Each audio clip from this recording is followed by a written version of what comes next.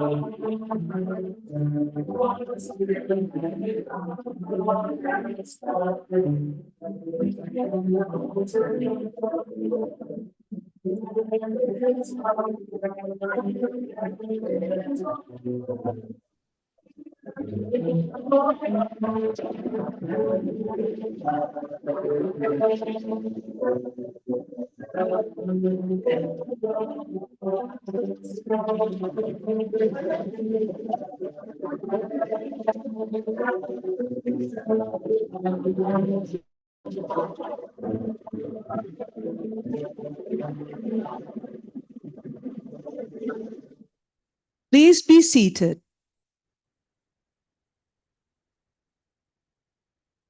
Excellencies, distinguished guests, ladies and gentlemen, without any further ado, we would like to kindly invite the Secretary-General of ASEAN, His Excellency Dr. Kao Kim Hoon, to deliver the briefing. Excellency, the floor is yours, please.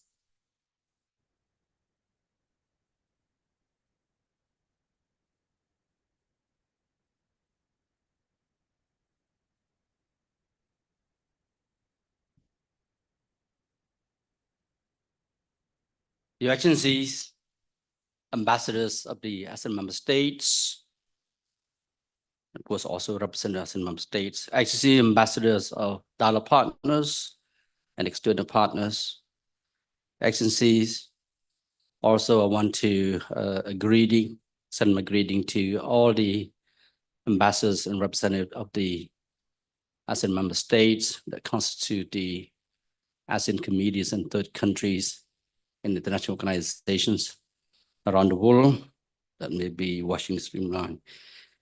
As you see, distinguished ladies and gentlemen, members of the media, I'm pleased to brief all of you on the outcomes of the 57 ASEAN Foreign Ministers meetings and the Post-Ministerial Conferences and other related meetings. I try to capture the essence of the outcomes. The meeting was so many things, but I will try to do everything in roughly about 20 to 30 minutes if possible. But the theme for this year, as you know very well, is ASEAN enhancing connectivity and resilience under the Lao chairmanship. And His Excellency Samdasai Kamaset, Deputy Prime Minister, Minister of Foreign Affairs of Lao PDR, and as the ASEAN chair, chairman of those meetings, except the PMC +1 with diverse dialogue partners. He co-chaired one of those meetings as well, particularly with Australia. The rest, of course, they were also co-chairs by the ASEAN member state that were holding the position as country coordinatorship with the various dialogue partners. In addition, of course, there was trilateral meetings also that took place. For the 57th AMM, PMC, AOF, EAS, and other meetings, I just want to say, I want to start by expressing my appreciation on behalf of the ASEAN Secretariat to Lao PDR for the excellent arrangements and hospitalities And I think, of course, the success of the various meetings that took place just last week in Vientiane, not only for the ministry meeting, of course, also for the senior official meetings and as well as the CPR and other working group meetings. So there was a really intense week last week that took place in Vientiane, Lao PDR. I also want to share with you that there were a total of 29 outcome documents that were noted, adopted, issued by the meetings, of course, PMC or F and related meetings. And overall, of course, I myself participate in many of those meetings, except some where I had to split up with my deputy because there were concurrent sessions where we had to share the responsibility. But overall, I can say that our ministers, ASEAN Minister and the Minister of Dialogue Partners and representatives, they really had their frank, candid, and in-depth discussions. I could hear the quality of dialogue and, of course, the quality of exchange of views that took place on a wide range of issues cut across the three pillars in community and ASEAN connectivity at all levels. I think I can say that these are quite outstanding. Now, of course, also on issues that are impacting on the ASEAN integration, ASEAN community building, and of course, other emerging issues that are impacting on the region as well. Let me also emphasize that there were meetings within meetings, all right? There were the main meetings, there were bilateral meetings, not only just among or between ASEAN member states, but of course between ASEAN member states and the external partners as well. It took place simultaneously, of course, throughout the meetings.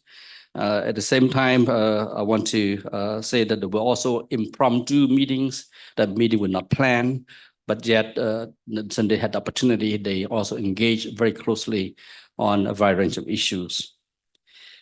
Overall, there were, I would say, to give the number, the 31 ministers and representatives participate in the meetings. There were more than 400 media registered to cover the various activities or meetings.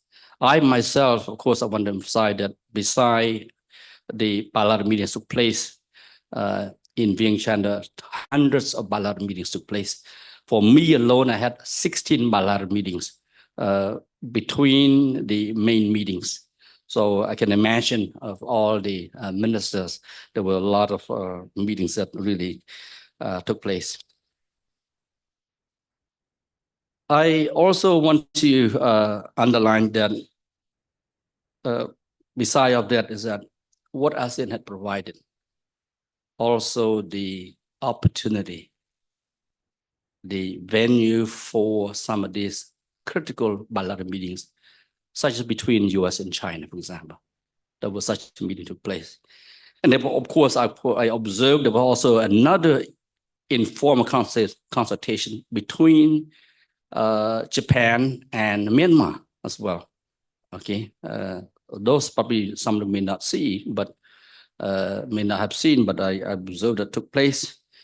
Of course, for the first time, of course, we had the informal consultations among the present, previous, and the coming chair of ASEAN with the special envoy ASEAN on Myanmar as well. This is something that we never had before, but it took place along that line as well. So all of that, I would say that yes, there were quite a bit of activities. There's a lot of interactions, and I think some of these were beyond the public eyes, meaning that media were not able to cover. For example, there's a lot of things within the rooms that took place in the room. Now, what I'm going to do from now, having said this, is that what I'm going to do is that I'm going to briefly share with you in broad stroke on the keys that we were discussing in AMM, also to highlight the outcomes of PMC +1. Third, of course, I will give you broad strokes on the discussion what transpired during the ASEAN +3 forums meeting, also the East Asia forums meeting, and ASEAN Regional Forum. And at the same time, I will share with you some of the outcomes of the trial meetings that took place as well between ASEAN Chair and of course the partners that we had in the ASEAN Secretariat. Finally, I would give you some what I would trying to capture the big picture in there toward the end. Well, thank you very much for coming to this meeting.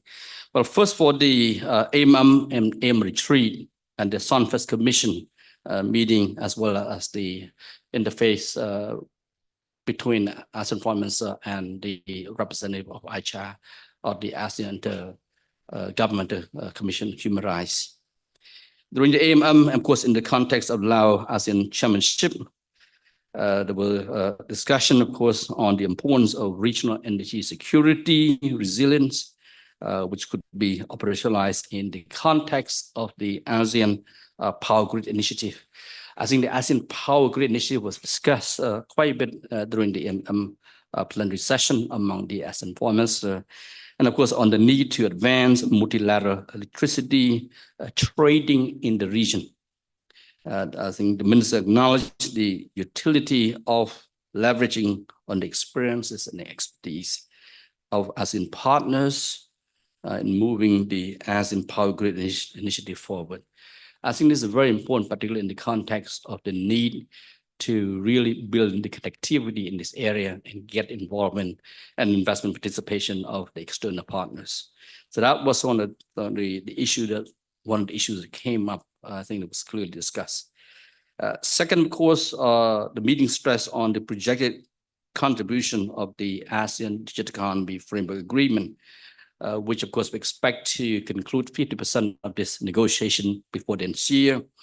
And I think the ministers really discussed a little bit about the need to unlock the potential of the regional digital economy, which could significantly facilitate us in become the fourth largest economy by 2030 or earlier. I think it's important that let's get the DIFA agreement moving forward as soon as possible. And I think that's very important. I think this is one of the issues that the minister discussed. Also, let me underline that the minister also acknowledged the need, of course, on the acknowledgement of artificial intelligence, that in the daily affairs of the region, the minister welcomed the ASEAN guidelines on AI governance and ethics, which of course reflect the ASEAN's efforts to develop principles on the use of AI. Again, technology and artificial intelligence there. This is an issue that has been taken up by the ASEAN Digital Ministers Meeting and also the ASEAN Ministerial Meeting on Science, Technology and Innovation. I think this two particular mechanism ASEAN has been working on extensively, but I think it's very clearly that when we talk about AI, talk about technology, it go beyond this, what we call this specific mechanism ASEAN cut across even in the political security arena as well. Another issue that the minister discussed, of course, is on the need to really acknowledge on the development of the ASEAN Community Vision 2045 and the 4 strategic plans. That stressing that there's a need to keep it on track because I think the leaders expect that by next year during Malaysian Chairmanship ASEAN, we expect that these documents will be ready to be adopted by the leaders. So I think it was clear that the minister emphasized the need to ensure the vision is forward-looking and ambitious. At the same time, that something that we have to make sure that the people ASEAN could relate to, and that the people ASEAN could have the sense of ownership. So I think that's quite important as well. Another issue that the ministers discuss, ASEAN foreign ministers discuss, of course, is the progress on the implementation of the roadmap for full membership for Timor-Leste. Okay, and ASEAN, I think that's what's important, that there was a clear exchanges of discussion. And of course, all ASEAN member states expressed full support for Timor-Leste to become a full member when the time is ready. And of course, at the same time, to set up the Timor-Leste unit within the ASEAN Secretariat to provide support in moving forward. I think it's clearly that there is a commitment, but a commitment alone has to be backed up by concrete action. Concrete action is the unit of the ASEAN Secretariat within the ASEAN Secretariat, meaning unit, the Timor-Leste unit, to really provide the monitoring, the capacity building, but they need to move forward in that, right?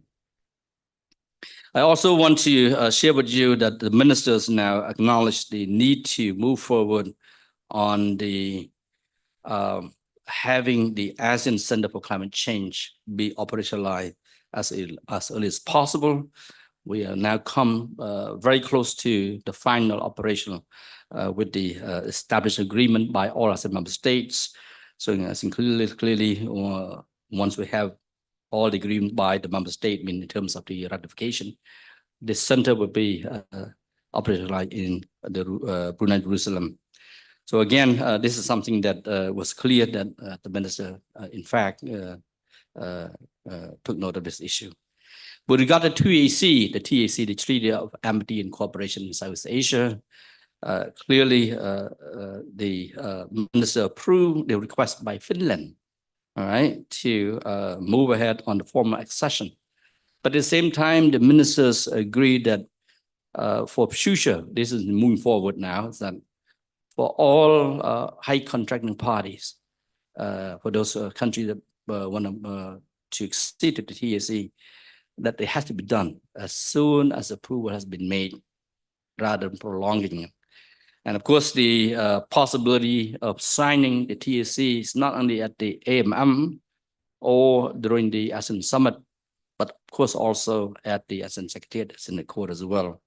That has been emphasized, making it more flexible, but at the same time focusing on speed rather than keep delaying, but make sure that this is be done within a reasonable time. So I think that's a very smart move. With regard to other issues, of course, the minister discussed them during the retreat. The plenary session where the ministers tend to take up more of the what we call issues that they're much broad issue, but of course the other issues require more intense discussions among themselves. That's where they took them up. In this case, they took them up during the retreat. But first, of course, they had extensive discussion in Myanmar. Okay, I mean, for sure. There were a lot of discussions on Myanmar during the retreat. Of course, also Myanmar had opportunity to brief the ASEAN Foreign Ministers on the current developments within the country. I think this is very clear. But at the same time, Myanmar representative had the opportunity to listen to the concern of the ASEAN member state as well. So I think it's mutual, basically, that the need, particularly on the implementation of 5-point consensus. The bottom line is how to move forward on the implementation of 5-point consensus, which of course, as approved by the ASEAN leaders, the 5-point consensus remains a framework regarding efforts to arrive at solution on the situation in Myanmar. Again, at the same time, the ASEAN forums had the opportunity to listen to the briefing by the special envoy of the ASEAN chair in Myanmar as well. So the special envoy, His Excellency Lun Kao Kittikorn, had the opportunity to brief the ASEAN forums on his work until July of this year, since January. And I think it's important that this discussed among the ASEAN forums. Of course, the emphasis is on how to provide the humanitarian assistance to the people of Myanmar who have been affected by the situation inside the country, and the provision of assistance, humanitarian assistance, will be done through the AHA Center and to work with other partners as well. At the same time, of course, on the work of the special envoy of the ASEAN chair in Myanmar to promote, facilitate inclusive political dialogue. So I think when underlying the inclusive political dialogue was one of the issues outlined and of course emphasized by the ASEAN Foreign Minister with regard to Myanmar. Yeah.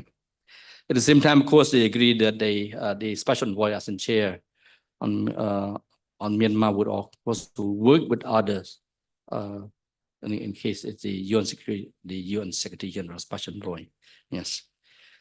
Her Excellency Jill Bishop. Yeah. On the South China Sea issue, is another issue that really the Foreign Minister took up during the retreat, where they spent quite a bit of time discussing, particularly on the progress made between the Republic of the Philippines and the People's Republic of China. I think the minister took note of their efforts to de-escalate tension within the region between them, yes, and reaffirm ASEAN's composition on the South China Sea as reflected in the previous joint communique, but also reflected in the current joint communique that was issued at the conclusion of the meeting in Vientiane. Yes.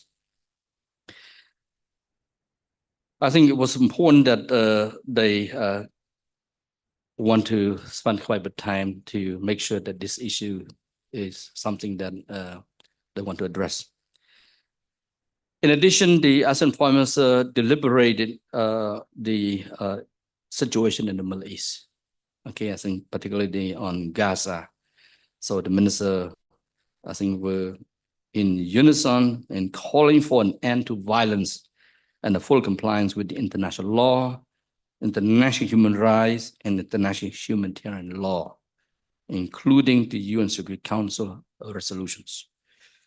And of course, clearly, this is another issue that the ministers spent time on as well. In addition, the retreat discussed on the importance of communicating to ASEAN external partners that ASEAN would not be a proxy to any major power, all right?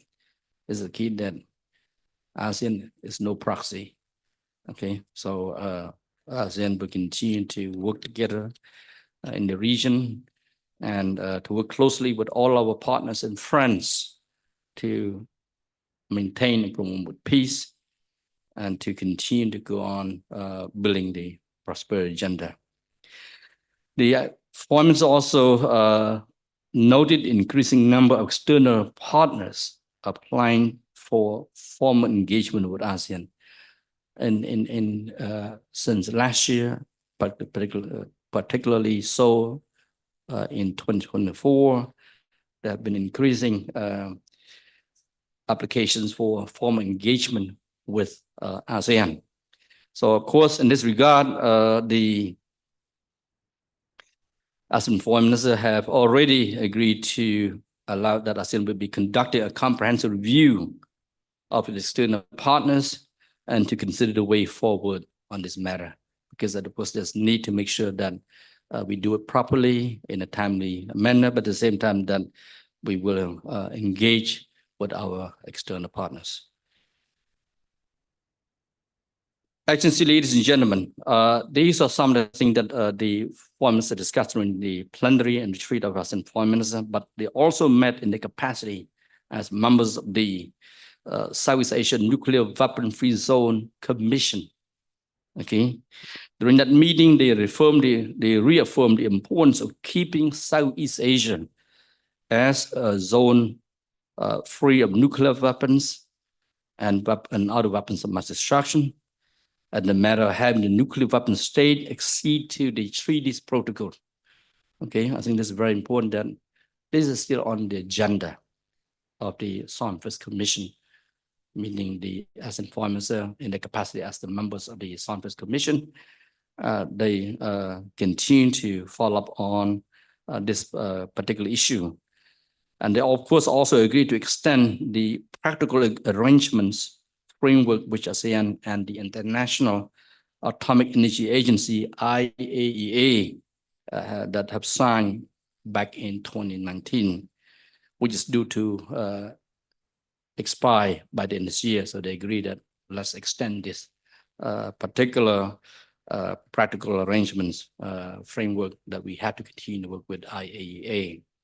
I think it's very important that we continue our cooperation and collaboration with IAEA here.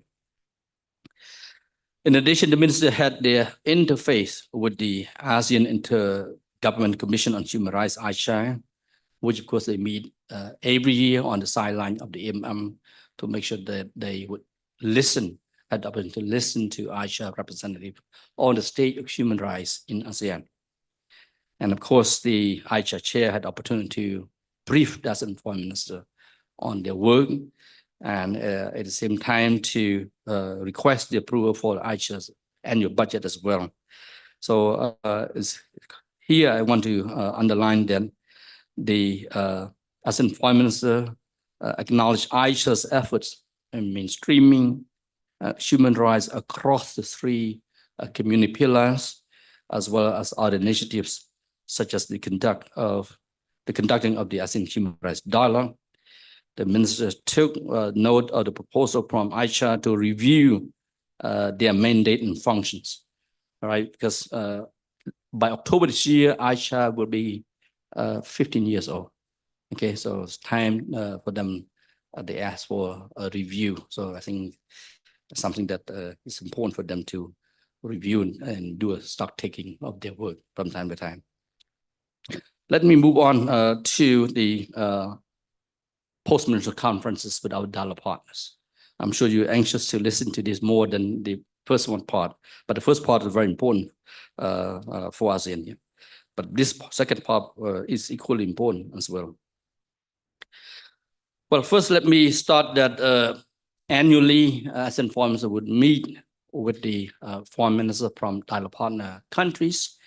At the moment, we have 11 dialogue partner countries, okay, with the different status based on the, I think, the number of years, but of course, the substance of cooperation.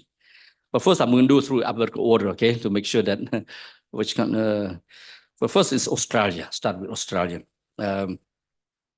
You know very well, this year we have the 50th anniversary of ASEAN Australia dialogue relations.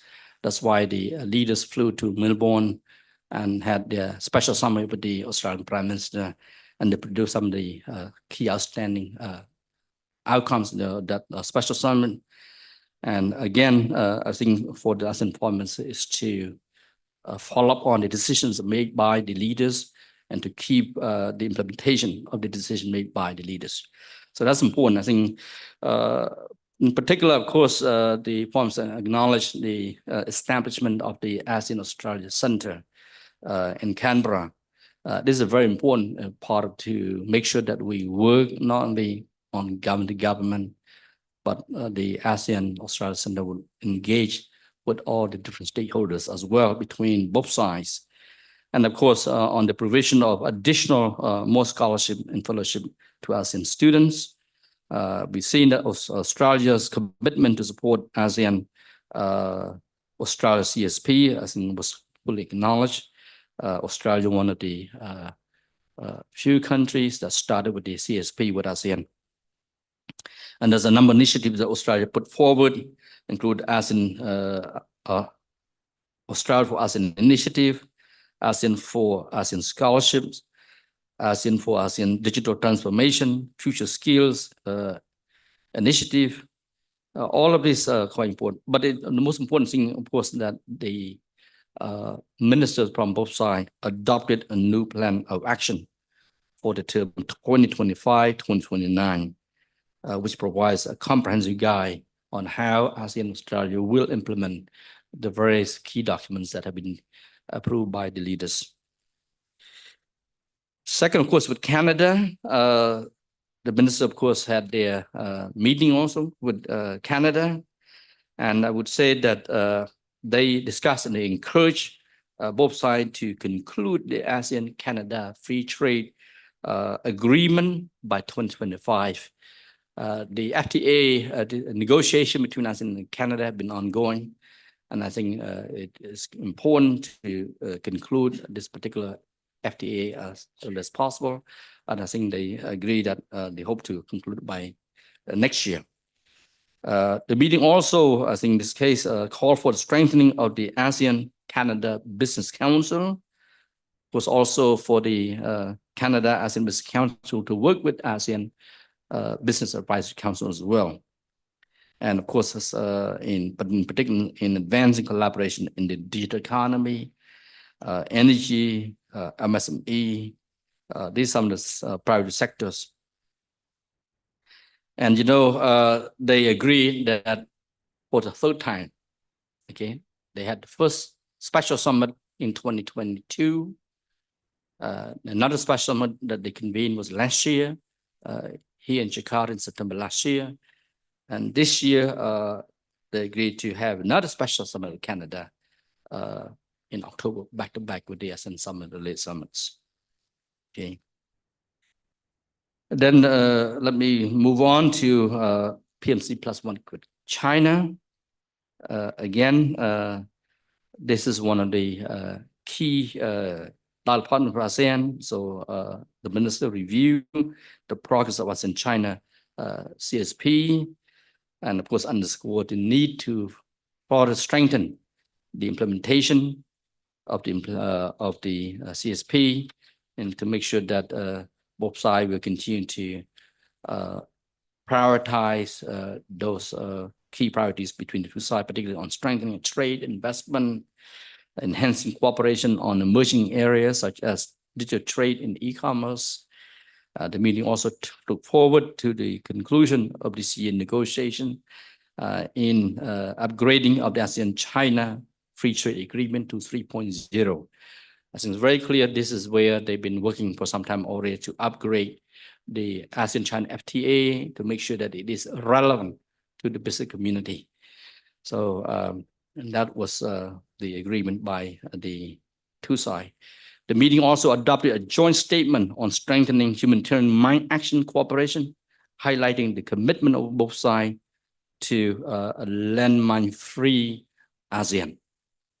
You know very well that among ASEAN member states, we have a number of ASEAN countries that faced with landmines and UXOs, such as Laos, Vietnam, Cambodia, I think to some degree Thailand, even the Philippines. Now, of course, I believe, of course, maybe Myanmar as well. Yeah. So I think this is something that they agreed to focus on to make sure that the entire region is free of landmines and UXOs. With the EU, while ASEAN is currently negotiating the upgrade of free trade agreements with several partners, I think there's been discussion between ASEAN and the EU on a possible free trade agreement that hasn't yet get off the ground. But one thing is clear that the ASEAN and EU Comprehensive Air Transport Agreement, which was signed back in 2022, this is we hope to have it completely ratified by all the countries concerned. And I want to say that there's been a proposal by the EU side to have a regular summit, and of course to have the elevation of the relationship to CSP during the 50th anniversary. But again, this is something that they continue to discuss. And it's important that we continue to work to enhance region-to-region cooperation and people-to-people connectivity, as well as important on the strengthening of the supply chain resilience. Okay. With India, ASEAN and India have committed themselves to enhance trade and investment through the implementation of the ASEAN-India Free Trade Area. And of course, also the review of the ASEAN-India Trade in Goods Agreement. Both sides also look forward to operationalizing the ASEAN-India Fund for Digital Future and the convening of the ASEAN-India Annual Financial Dialogue. Again, these two initiatives have been approved already by the leaders, so we're gonna need to move forward on the actual implementation. Other areas that need to be prioritized also include the digital transformation, connectivity, the green economy, healthcare, food security, energy, and people-to-people linkages. For the PMC with Japan, ASEAN welcome Tokyo's support to promote sustainable development, include the energy transition, climate change, disaster management, and environmental protection. ASEAN also look forward to Japan's support for the establishment of the ASEAN Center for Public Health Emergencies and Emerging Disease Activity. We expect to have full agreement by all the ASEAN member states for the operationalization. And of course, the meeting also underscored the importance of leveraging on the ASEAN-Japan Comprehensive Economic Partnership Agreement and to undertake cooperation on digital economy, including support ASEAN in the digital transformation, AI, cybersecurity, and ICT. For New Zealand, there was a number of discussion also between the two sides. New Zealand proposed to co-host ASEAN's New Zealand's leaders on the Commemorative Summit next year to be hosted in Kuala Lumpur, 2025. ASEAN and New Zealand welcomed the signing of the second protocol to amend the agreement establishing the ASEAN, Australia, New Zealand Free Trade Area, ANFTA. I look forward to its entry into force as early as possible. They also look forward to the signing of the ASEAN New Zealand Regional Air Service Agreement later in November this year. This would further boost the connectivity on the one hand, but of course promote trade and investment opportunities. ASEAN acknowledged New Zealand's support and contribution to the ASEAN Center for Climate Change to be set up in Brunei, Jerusalem. Again, New Zealand has requested for CSP. I think this is, we're now discussing it for next year during the 50th anniversary of ASEAN-New Zealand relations. New Zealand has been one of the long-standing partners of ASEAN. So I think this is moving forward that there can be more discussions there. With the Republic of Korea, we again had a full discussion between the minister of both sides.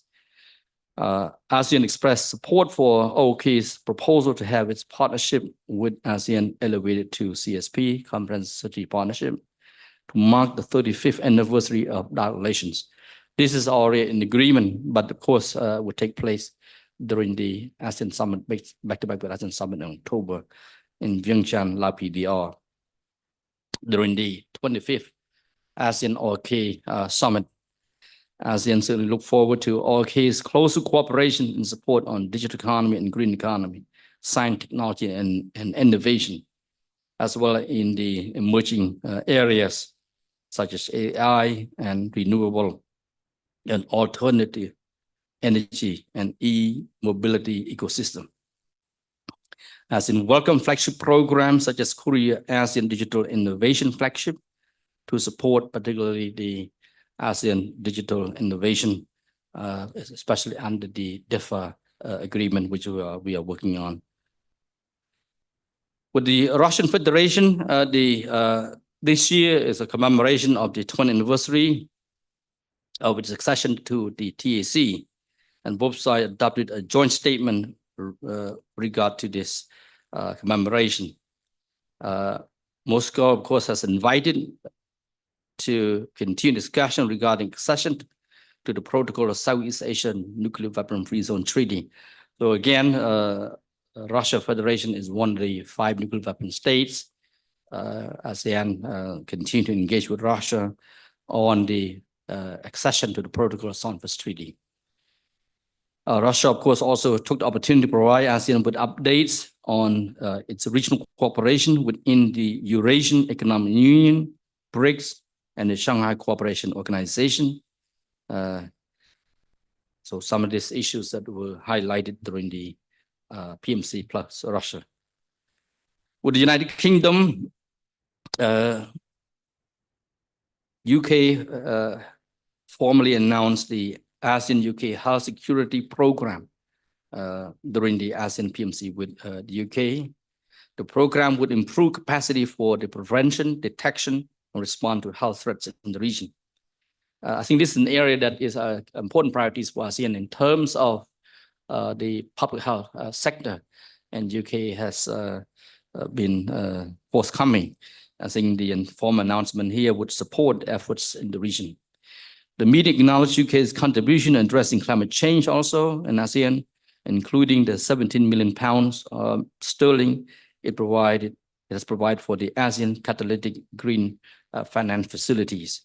The meeting also look forward to the finalization of the proposed ASEAN-UK Green Transition Fund which aims to support the acceleration of green and climate resilient growth in the region here. The meeting also adopted the ASEAN-UK joint statement enhancing connectivity for prosperous and sustainable future, which highlights the UK support for the master plan on ASEAN connectivity 2025 and ASEAN chairmanship priorities for 2024. With the United States, again, we had the ASEAN Foreign Ministers Meeting with the US Secretary of State. The meeting acknowledged the establishment of the ASEAN US Center in Washington, D.C. Again, I think for ASEAN, this particular center is important in terms of full engagement with the different stakeholders from both sides.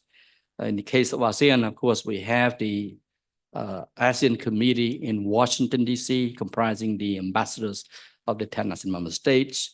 And so there's other stakeholders as well. So the establishment of ASEAN US Center is very important. The meeting also welcomed the proposal to issue a joint statement on promoting safe, secure, and trustworthy artificial intelligence, which would serve as a framework in undertaking joint efforts to ensure that the emerging technology of artificial intelligence work for the benefit of both the ASEAN, of course, ASEAN and the United States. These are basically the 11 dialogue partners that our ASEAN Foreign Minister met very closely, separately with each dialogue partners to review the partnership. And I want to underline that this year, during that meeting, concluded the 3 years that each ASEAN member state would take to coordinate, play the country coordinatorship with all the 11 partners. And there is a new chapter open, basically the rotation and the descent order. So we have new country partners, country coordinators that take up with each of the dialogue partner countries. For example, Indonesia was the country coordinator for us in the US. So it concluded its role, and then Cambodia would take over from there. And of course, Cambodia used to be the ASEAN Russia country coordinatorship. That role was switched to Myanmar. So this is what we call the 3-year rotation. So I think it's important to highlight this, that now we have a change during this period. It's not changing every year, every 3 years. Yeah. Let's move on quickly on the multilateral and trilateral meetings. I think clearly we have trilateral meetings, particularly ASEAN +3, ASEAN Foreign Minister, and of course the East Asia Summit Foreign Minister, the ASEAN Forum, and the trilateral meetings at the ministerial level. For the ASEAN +3, the 25th APT ASEAN Foreign Ministers Meeting, the minister recalled how the ASEAN +3 emerged primarily as a response initially to the Asian financial crisis in 1997, but the APT framework cooperation has evolved considerably, okay, to become an effective mechanism for addressing a wide range of issues of common concern in East Asia, such as the emerging issues and challenges like climate change, food security, energy security, among others. The minister also welcomed the continued efforts to strengthen ASEAN +3 cooperation in this regard, and of course, including the strengthening of the ASEAN +3 mechanism, such as the Chiang Mai Initiative Multilateralization, CMIM, the ASEAN +3 Macroeconomic Research Office, AMRO, and the ASEAN +3 Emergency Rights Reserve, APTA. So all of these things need to continue to review and strengthen those mechanisms to make sure that ASEAN +3 remain relevant. Of course, they also exchange issues on regional and some of the global issues as well. At the East Asia Summit Forums meeting, the ministers, of course, discussed. They had the opportunity to, again, have in-depth discussions, exchange views on regional global issues, particularly, I think, the zero in on the situation in the Middle East, the South China Sea, the Korean Peninsula, Ukraine, and Myanmar. So these are the issues that really came out during the discussion. They had frank and candid discussion. Of course, this frank and exchange of views among the foreign minister of the East Asia Summit countries reflect why this forum was set up, why this mechanism was set up, is to really have a frank discussions and to promote strategic dialogue and cooperation among the countries concerned. But beyond the forum for strategic dialogue, the minister also underscored the need to ensure that the ES continues to be relevant and effective, particularly to ensure that the platform would deal with other important issues, particularly the emerging transboundary challenges, given the rapid changing regional and global landscape. I think here what's important is that they also were encouraged to undertake more activities, programs, and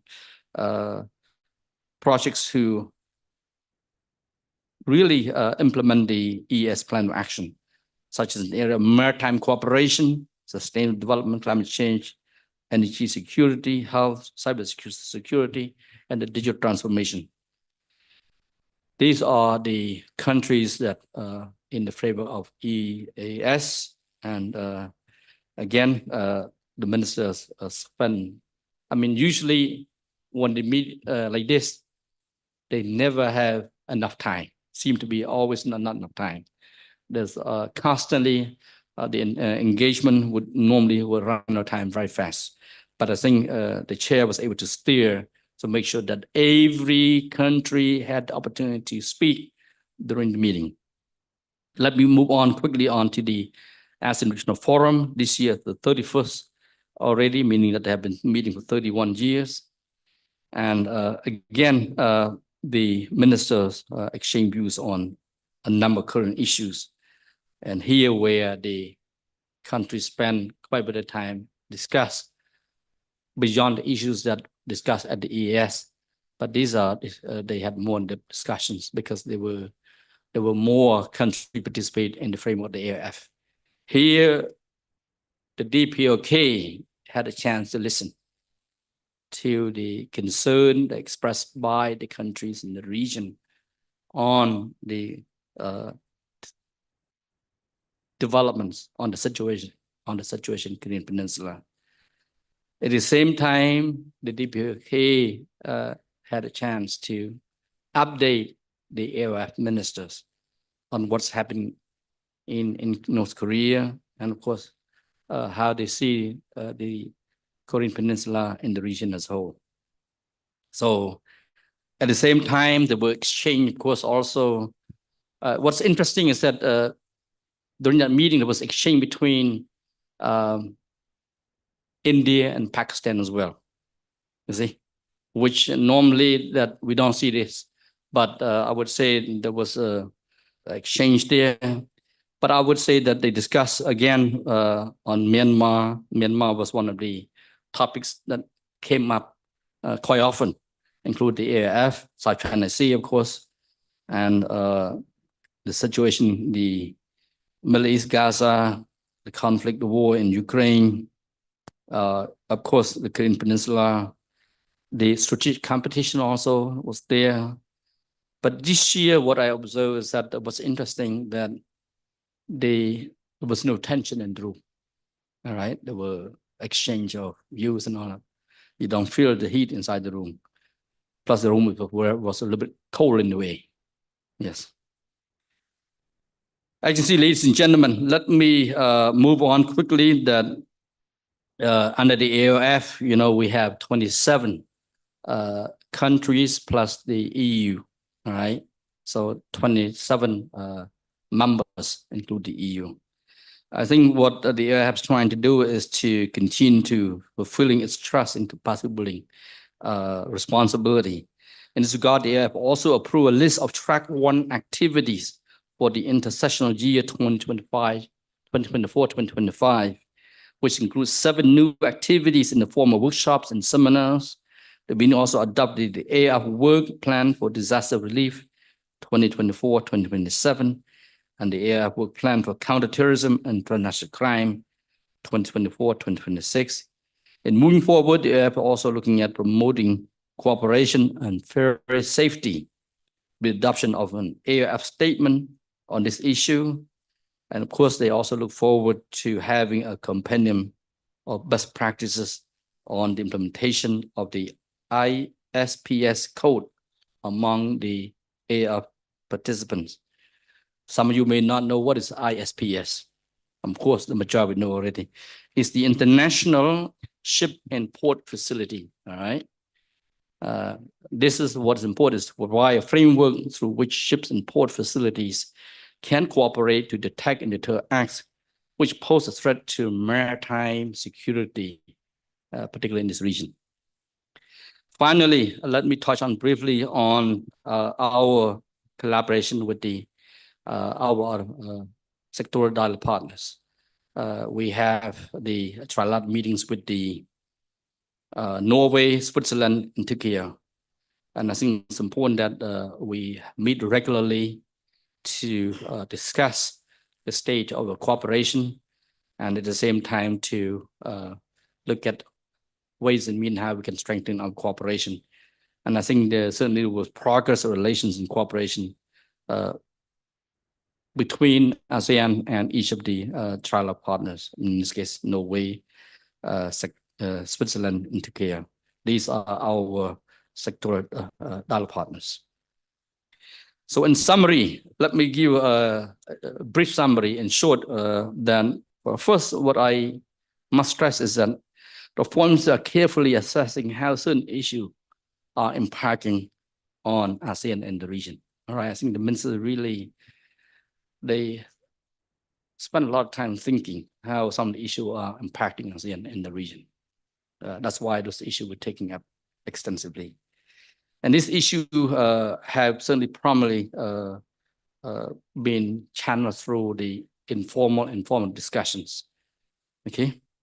Second, of course, it's evident that the ASEAN external partners are keen to continue elevating their relationship with ASEAN through the elevation of the status to CSP, or the request to become a dialogue partner, or at the same time to have bilateral FTA, as well as the establishment of the ASEAN Center. So I think this clearly is there. The idea, of course, of having a center is to bring the partnership and cooperation closer to the people on both sides. Third, of course, I can share with you that the ASEAN cooperation with external partners continue to evolve. With proposed areas of cooperation, I think particularly zeroing in on the emerging issues that provide both opportunities and, of course, also the potential to work together in areas such as the artificial intelligence, robotics, green energy, green transition, EV, among others. The other issues that I would say that ASEAN forums have made clear to external partners that they continue to express, particularly our partners, to support ASEAN centrality, and of course ASEAN unity and the ASEAN community building. So again, this is something that I would say is quite important for ASEAN. So I want to end by saying that all these meetings take place when the regional global issues are supposed to be very tense. But the dialogue and the engagement, in my view, went very well, very smoothly. There was quality discussions there, quality dialogue. And I would say that the level of diplomacy was at the multilateral, with the trilateral, but also at the bilateral level. So that's important. And moving forward, I want to say that Malaysia will be the upcoming chair, has agreed to propose to have the AM retreat in January of this year, of next year, I should say 2025, that will take place in Langkawi. And the 46th ASEAN Summit will be in May next year in Kuala Lumpur. And the 58th AMM PMC ALF ES that will take place in July, the same month, in Kuala Lumpur. And of course, in the 47th ASEAN Summit and related summits will take place in November next year in Kuala Lumpur. So with that, thank you very much. I know it take quite a bit of your time, but I want to give you all what I believe is important, and I will be happy to take any questions you may have. Thank you very much. Thank you very much, SG Dr. Kao, for the comprehensive briefing. We will now proceed with the Q&A session. For those at the ASEAN Hall, please raise your hand if you wish to ask a question. For the ACTC participant, please submit your question through the chat box. Kindly state your name, institution, and the question briefly. Now, we will open the floor for question, please.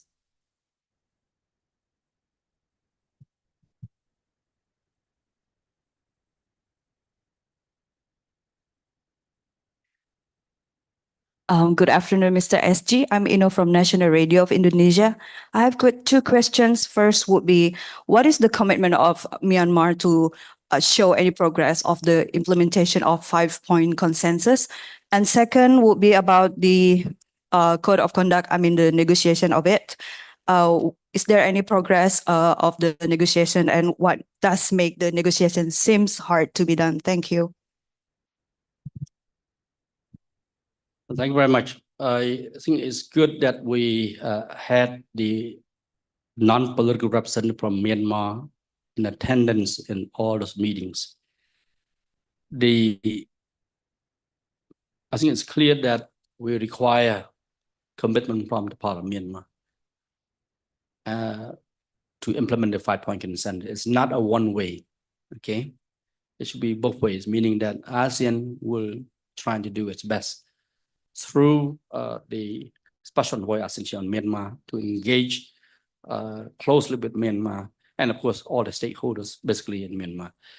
At the same time, we expect Myanmar to reciprocate, okay, on the commitment to implement the 5-point consensus in full. I think this is really the language that has been conveyed by the ASEAN Foreign Ministers, that we expect Myanmar to work on the 5-point consensus, which of course remains as the reference document that all of us will have to work on. I also want to share with you that our partners, external partners, have expressed their strong interest for ASEAN to continue with the 5-point consensus implementation. So it's very clear that this is something, it's not just ASEAN per se, but of course our partners also support us as well. So we expect Myanmar to very clearly stick with the 5-point consensus, I think, and continue the way we engage, and that's how we work together. With regard to the COC, I believe the fact that the Philippines and China now working together, okay? So hopefully that they will have positive impact on the current process of negotiation of COC. And I think it's clearly that during the meetings, we seem to have a clear idea that the Philippines and China are committed to work together to de-escalate the tensions that have already been there for some time, particularly in recent months. I think it's clear that now we will have to look at how the COC will progress. But also I want to share with you that the ASEAN, some leaders have agreed to take up some of the outstanding issues under the COC so that they can provide strategic discussions on how to accelerate. I think the idea now is how to move faster on the COC negotiations. So because of the work and the commitment by the Philippines and China to de-escalate, I think there's a positive development. But let's wait and see how things will continue to evolve. Thank you very much, Excellency, for the views. Now, may we move on to another question, please, from the floor? Good afternoon, Dr. Kao. My name is Chandni Vatwani. I'm from CNA. I have two questions for you as well. I'd like to follow up on my colleague earlier on Myanmar. My first question is that given the lack of progress, considerable lack of progress, or even desired progress that we've seen so far when it comes to the 5-point consensus, is ASEAN willing to take perhaps tougher measures, or is ASEAN even considering tougher measures if the implementation of the 5-point consensus continues in the manner that it has so far? That's my first question. My second question is, you mentioned earlier that there are more external partners applying for formal engagement with ASEAN, particularly in 2024. Are you able to specify which partners they are? Thank you. Well, thank you very much. Those questions from CNA. Well, first on Myanmar, it's not a total lack of progress. There is some progress, particularly in the area of provision of humanitarian assistance to the people of Myanmar, because you have to remember that ASEAN really support the people of Myanmar,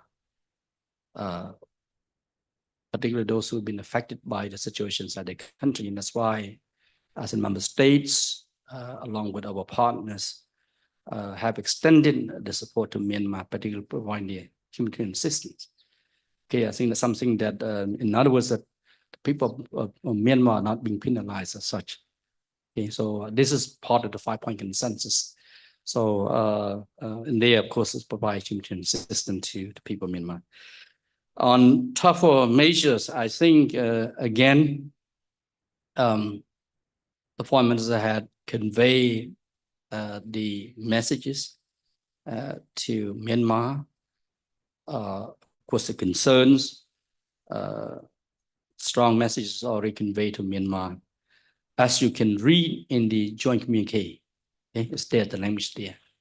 I would say the language will be much stronger than before, in my view there. Second, of course, we have to allow the special envoy of the ASEAN Myanmar continue to work. The next time they will review will be in October, which is not far away. That's when the leaders will have frank discussions on the situation in Myanmar, and then they will decide on how they can review, how they can decide on the 5-point consensus. But again, the current agreement among the ASEAN member states that we have to stick to the 5-point consensus. Nothing wrong with the 5-point consensus at all. It's still working. At the moment, what you can see, there is some change on the ground is that Myanmar is now more than ever willing to engage with ASEAN. Okay, that's what we can see here. With regard to external partners, I can share with you that Turkey has applied for full dialogue partner. There's other countries too. Whether they apply to become high contracting partners to the TAC, or to become development partner or sector dialogue partners, even full dialogue partners, or to upgrade to a CSP. So again, there are multiple levels of formal engagement as such. So I think this is good. I also want to share with you that the Gulf Cooperation Council, GCC, has engaged with us to negotiate for a region-to-region FTA. I think there's something that our economic minister will have to discuss at the upcoming AEM in September. Thank you. Thank you very much, Excellency, for the view. Please allow me to read the question from our online participant. Excellency, I'm Sokcia from Embassy of Cambodia in Ankara, Turkey. Could Excellency share the outcomes of the trilateral meeting with Turkey, please?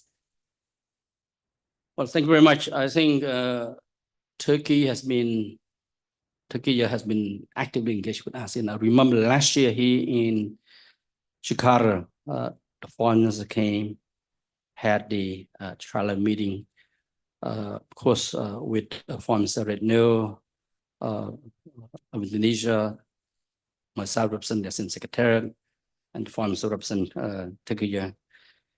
I think we're looking at, number one, how to move forward on practical areas of cooperation. How can we substantiate the relationship, given the fact that Turkey now has applied for full dialogue partnership with ASEAN? And I think it's very clear that this is something that member state will have to review. And that's why the member state agreed to undertake a comprehensive review of the dialogue of the external partnership to make sure that moving forward, how we will engage with partners that have not been granted for a dialogue partnership. So I think member states now looking at this from a more, I would say, practical, strategic, and of course, comprehensive point of view. So I think this is very, very, very important.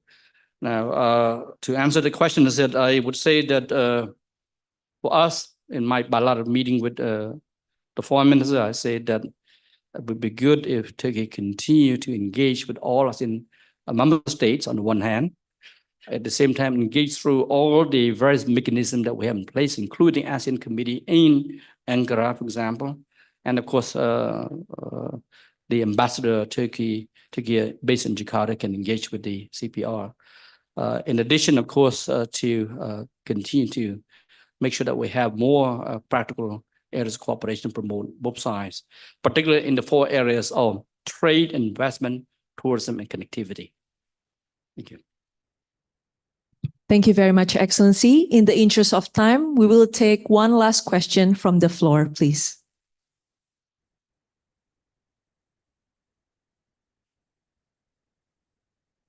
We see none. Thank you very much. Thank you very much, SG Dr. Kao, for the very comprehensive briefing and views today. Thank you. Thank you.